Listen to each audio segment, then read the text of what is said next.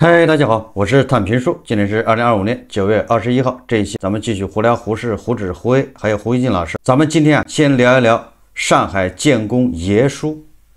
咱们以前也聊过爷书，今天周末咱们再聊一聊爷书。为什么聊爷书？实际上我们每一个炒股的人，如果你真的炒股了，你从爷书身上就能看到自己的影子。很不幸，我还看到了2次我的影子。就在前一天还被全网公信解套的82岁的爷书，结果第二天这个建功在5个涨停板之后就封死了跌停，好像最高就是3块888，这个反转比电视剧还刺激。说到这位上海建功的爷书的故事，很多人都知道。这个2013年爷书揣着50万血汗钱，他当老师，人民教师攒下来的钱，他没有拿这个钱去还按揭贷款，也没有拿这个钱去给自己的儿媳买车，而是以6块钱一股的价格重仓买了上海建功，一共是8万多股。2015年牛市以来，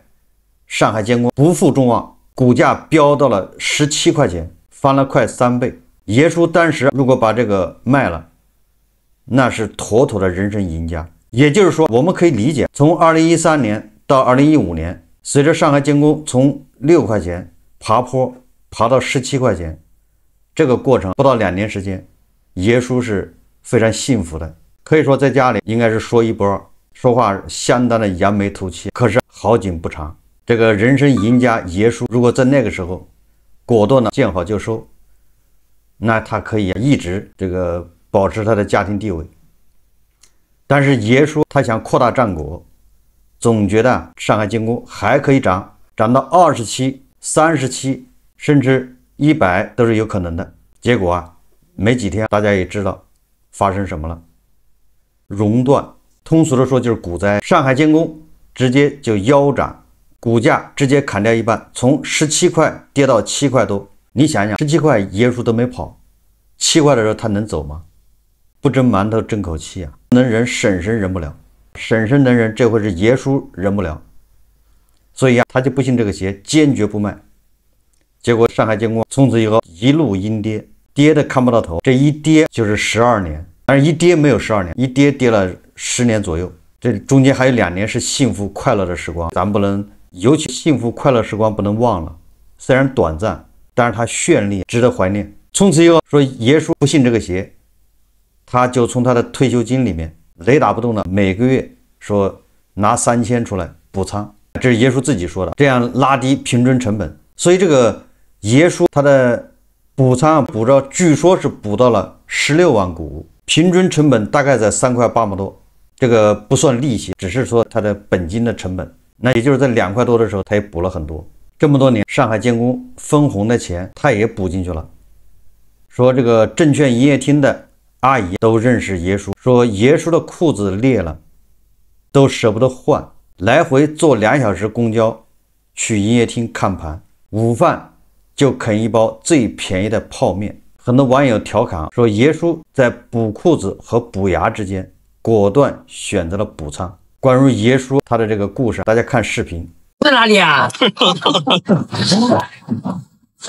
哦，你是公安分局民警啊？对，我知道。好，我听到。对了，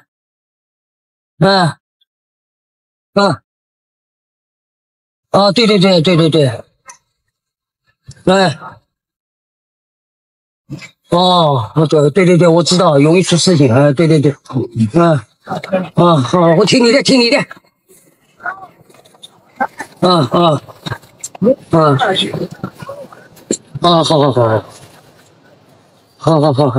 好，我知道，我知道了。完了，警察同志，我再问你啊，我除了广东路这里不来，其他地方好出去走走吧？去那个朱家角的。不是，我总不现在一天到坐在家里啊。朱家角。除了广东路，还有什么地方？朱家角的，所以不能去呀。去后山。我听你说。哎，我就比较热门，对我成了网红，对我知道，我知道。期限的，你跟我说过期限的，大概今年吗？我唱一次。今年就3个月了嘛。呀，不是，你是1个月，不是多长时间？你比如说1、2个月不来，近期不要来。他帮他看看多长时间。那我其他地方还是可以去啊。你对，那可以。你比如说像我那些江门路超市啊，什么满天星超市啊，那些我倒是可以去啊。日常生活需要的可以。就是广东路不要来了。好，我知道了哈。广东路不来了。我说不来就不来了。好了，我不来了。好，我也说了，不来了。再见啊！就不要来了，日期没有，今年不来，20来岁没人能管了。警察就可以管了，管不了你，管不了我。82岁了，他叫不来我就不能，就不来了。这边不来了干啥呢？我跟人家去打架去啊，对不对？他叫不来就不来了，没办法，可以。别说哪个都不为啥今天说是以后不让你来广东路了？他说你也来了，这个广东路就人聚了也多了，影响交通。就是你的名气太大了。你的名气太大了，他说那以后我们到别的地方去见面吧啊！他反正是广东路不能来，地方今天我们要保密，其他地方管你，到哪里了？今天保密，我们保密啊，要保密啊！哪怕你到人家家里去，他也不管，都没事，那就更保险，到人家家里去，对的，大车因为大家一坐啊，喝茶，不是玩。第一次买的还赚1万股。第一次我还是没搞明白，第一次涨停板是你卖了1万股，买了1万股，2块9买的。然后第三次，第四、第四次没第5，第4次你跑了4万股。我知道呀，一共是5个涨停板嘛，有一个没跑，5个涨停板你抛了4个。我当时就是这样想的，我前几个月都是2块4买，我就这样算，我2块9买的，我还赚5毛，对，我3块2买的还赚8毛，对，我这样算，我这个几次买的嘛都少赚了一点，对，还是赚的。那总的来说，上个星期你至少回来了40%呀。对的。别说我还是没搞明白。解套了之后，你第一件想做的是什么事？他叫我装修房子，把我的房子是提前了装修，我还想修一下。我第一个想法是什么？你自己的想法是第一件。他们2个想法我知道，一个装修房子，一个是还贷款，他们2个就这个想法。那你的想法？我第一个烧牙齿，不丢人。哎，这个是个人愿望。我花8000块钱去装牙齿。上万就不谈，我们要总结下来，不管是装修房子、还贷款还装牙齿，解套第一件事情就是享受。干大事。享受。装修房子也是为了享受人，是吧？生活改善。我现在都挺好嘛，天天吃有肉吃。我现在天天有肉吃。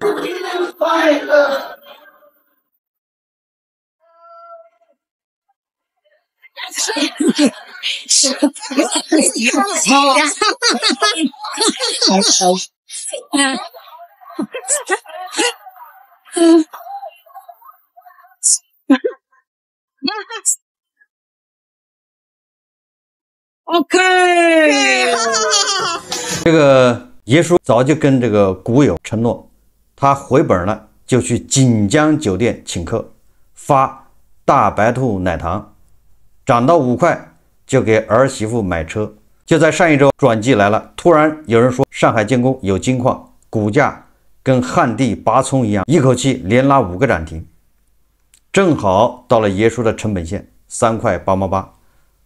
结果这上海建工赶紧澄清说，金矿是2020年的旧闻，黄金业务占比还不到0.5%，就像这个建筑股带了个金矿挂件。但是赌徒金融消费者可不管这个，网友还发起1人1手祝爷叔解套的接力。就在5个涨停的时候，那几天上海建工的换手率达到了25%，意味着4个人里面就有1个人卖股票换新人接盘。这个典型的是击鼓传花，就像小时候玩的游戏，鼓声停了，谁拿到花谁倒霉。就在9月18号那天，广东路的股民都替爷叔欢呼，说这12年没有白熬。可谁想到9月19号开盘才2分钟，股价就直线下跌，9点32直接封死跌停，主力一天就跑了6个多亿，主力净流出，就是大资金在疯狂的卖股票。更讽刺的是，有消息说耶稣在前几个涨停板就悄悄卖了大半持仓，刚解套就跑路。还是网友说的扎心，人生能有几个12年？每月省吃俭用补仓，最后只回本，连利息都没有赚到。更可悲的是，耶稣或许解套了，但是又有千千万万个新的耶稣继续被套上。这就是咱们胡适的真相。有人熬得住熊市，却扛不住回本的恐慌。根据这个网上传言，耶稣在前3个涨停跑了不少，越涨越卖。但是耶稣自己出面澄清，说他一共卖了4万股，手中恐怕还有14万股。这个耶稣的思路换了，按照散户的思路，平常思路就是我不停的补仓，我的整个的成本低了，到3块8毛8，它平均成本3块8的时候，如果涨到3块8毛8，我一把卖掉，我就解套了。这是我们普通散户这种直线思维。但是实际操作的时候，耶稣他换了个思路，这时候他忘了持仓成本。他是这样想的，因为他在不同的点位都买了筹码。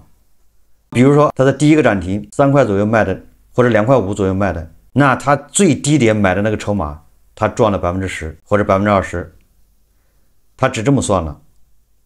涨到3块4毛钱的时候，3块4以前买的那筹码他都解套了，都赚了钱，他就把3块4以前买的那筹码卖掉，这叫落袋为安。但是他这么操作，他的平均持仓成本也是水涨船高。最后他剩下的还有14万股这个筹码，这14万股的筹码，它的成本实际上就到了5块左右。不知道大家能不能理解这个？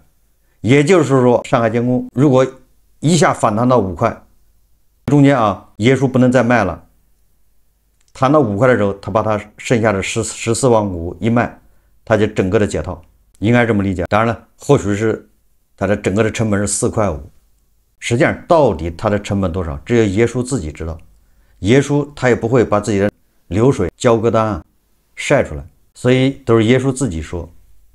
从耶稣他的神情和他的表情来说，传递出来是一幅谁苦谁自己知道，外界只是知道一个大概，都在推测。耶稣的苦有谁能理解？实际上耶稣的苦，只要你炒个股，你把自己替换一下，你当做耶稣，你就知道你有多痛苦了。你拿了12年，一直趴在地上不动，突然来了个涨停，你会怎么办？这12年里面，上海建工也涨停过，涨停完了之后1-2天它又回来了，股价反而创新低。你想10几年的这种训练下，我们为什么在这儿说的头头是道？是因为你看到后面还有5个涨停，一切都发生了，你看到了。如果你不知道后面发生的事情，那你只能根据前面的经验来分析。前面每一次涨停之后，又回到原来的位置，完了还创新低。所以在第一个涨停的时候，耶稣他就把心思已经动了。但是不要紧，因为现在这个环境这个气氛更像是指数牛市，所以耶稣也可能熬住第一个涨停。但你想想第2个涨停他还能熬得住吗？所以耶稣你看立马叫吃一堑长一智，他先抛1万股，这1万股或许是他最低点，比如2块买的，这个时候一卖，他这1万股恐怕已经赚了5-6千块钱。等到第3个涨停的时候又卖1万股，这个第3个涨停实际上是第4个涨停，在第4个涨停再卖1万股，第5个涨停再卖1万股，大概就是一共卖了4万股。那么19号上海建工跌停，你要是上海建工耶稣，你会开心吗？还是懊悔？大部分人都会后悔，为什么没有在3块8毛8全部抛掉？绝大部分人都会后悔，前面抛早了，后面抛晚了。为什么会后悔？是因为我们事后是用上帝视角去要求自己，因为你已经知道答案了。这就是我一直说的，这个上海建工耶稣他最好是成了植物人，突然有一天醒来，发现这个上海建工已经涨到8块了。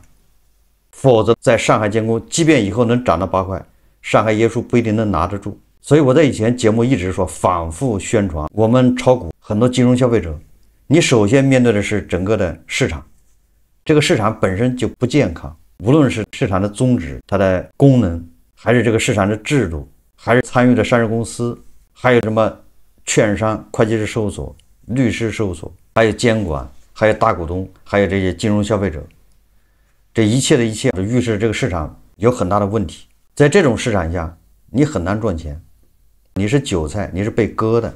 好了，即便这些市场问题都没问题，你就能赚钱吗？错了，因为你还有一道关要过，你要战胜你自己。有2个鸿沟需要你逾越，一个就是资本市场本身，一个是你的人性，是你的性，你的各种限制。你吵到最后，本质上是在跟自己做斗争。你要战胜你的贪婪，你还要战胜你的恐惧。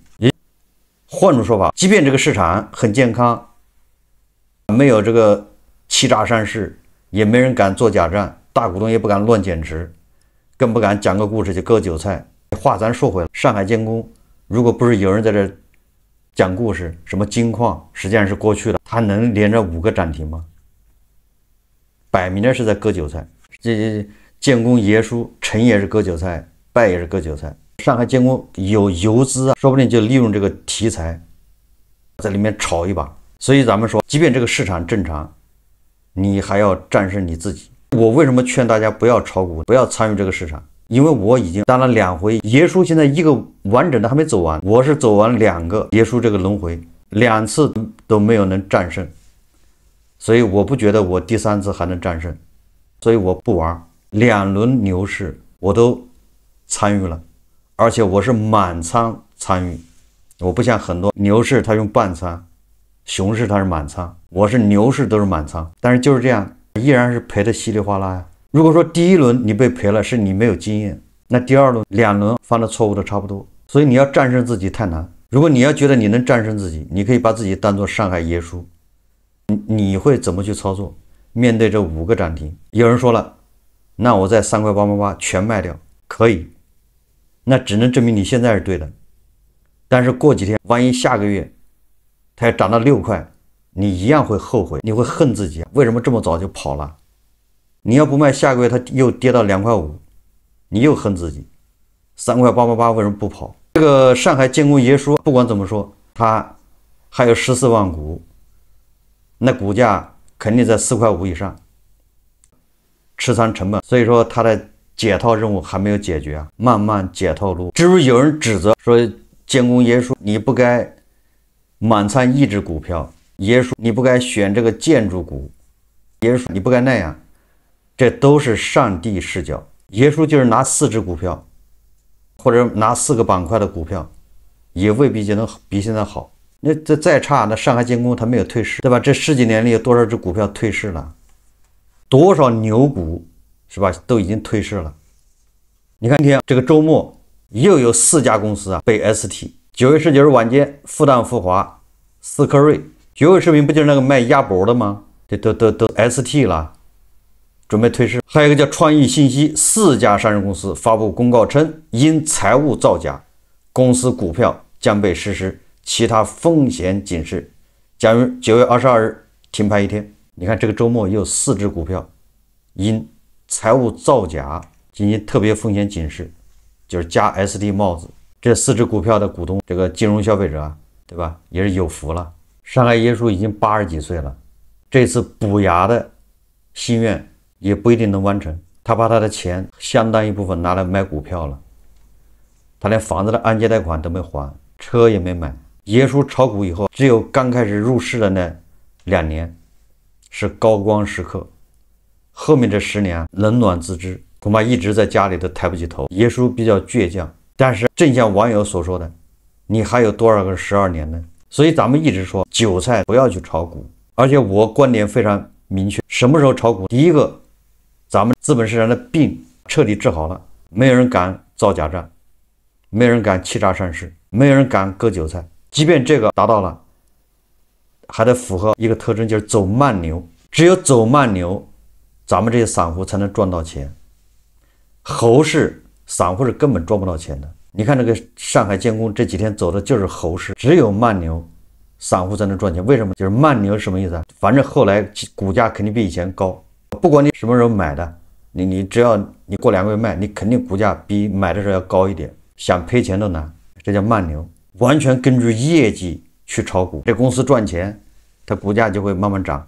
散户想赚钱只能这样。所以我们看胡鑫老师如果这么发展下去，将来有一天恐怕也跟这个上海爷叔差不多，瞪着个眼睛向这个公园里面的老太太大声的质问：为什么我的股票不涨，而那个什么股票1毛钱业绩没有，股价已经涨上天了，还有没有天理？胡静老师给始祖鸟和蔡国强这个叫升龙营销洗地，这有没有拿钱咱不知道，但是他为他发了好几个微博啊。他早上发的微博只说大家要相信那个地方政府，相信什么江孜县环保分局，人家都说了报备了，而且没有什么污染，结果人家这个叫日喀则市的市委成立调查组了。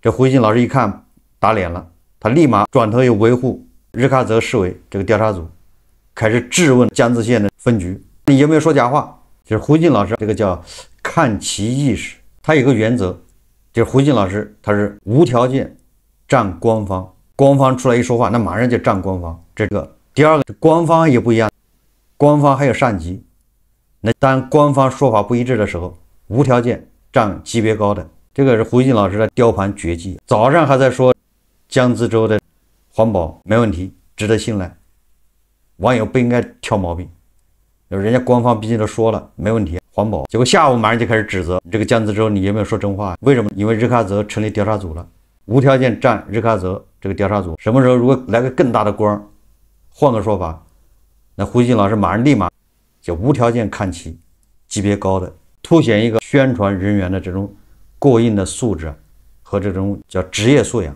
当然了，最后胡静老师还是把那个始祖鸟和那个蔡国强嘲笑了一番，说啊，始祖鸟与蔡国强合作，大老远跑到西藏搞烟火秀，本想别出心裁做个广告，拉住更多户外爱好者，结果却适得其反，遭到舆论怒斥，惹了一身骚。这是典型的自作聪明，自作自受。且不说这样的做到底违反了环保规定没有，他说没有，早上说人家江孜州说了没有，那就是没有，现在又换一个嘴脸了。而单说公关，始祖鸟团队显然不太懂互联网，对网上的基本价值观敏感点都是一塌糊涂，属想讨好却专挑人家避讳讨厌的事情说道。胡静老师他这个意思说教啊，他认为始祖鸟对吧，蔡国强你们要想办法讨好网上这个网友。他说企业的公关部门应当深入研究互联网，真正搞懂网上的人心，但始祖鸟联合蔡国强搞的烟火秀，显然恰恰撞到了互联网敏感的枪口上，最终鸡飞蛋打。就不知道互联网敏感枪口是啥，打铁还需自身硬。胡静老师他总是模糊焦点，就这个事情的根本是你始祖鸟，你蔡国强没有环保意识，有了钱就抖了，土豪膨胀，挑战公序良俗，挑战底线，这跟互联网的枪口有啥关系？也就是本质上是你始祖鸟和蔡国强做的不对，这跟互联网什么枪口不枪口，敏感不敏感没关系。如果你做的对，难道靠网上靠大家说能把你说黄了吗？叫公道自在人心，本质上还是胡静老师比较迷信，他宣传的那一套还是没有办法建立在实事求是客观的基础上。胡静老师试图教这个始祖鸟以及蔡国强怎么样搞宣传，我看这是要把始祖鸟往沟里带。这始祖鸟跟蔡国强已经摔了一跤了，如果再按胡静这个搞法，那恐怕还要摔第二跤。胡静老师大概是不知道什么叫实事求是。祝胡静老师早日变成环球爷叔。好，这期节目咱们就聊到这里，感谢大家收看。如果喜欢我的节目，欢迎订阅转发，也可以在下方留言评论，谢谢大家。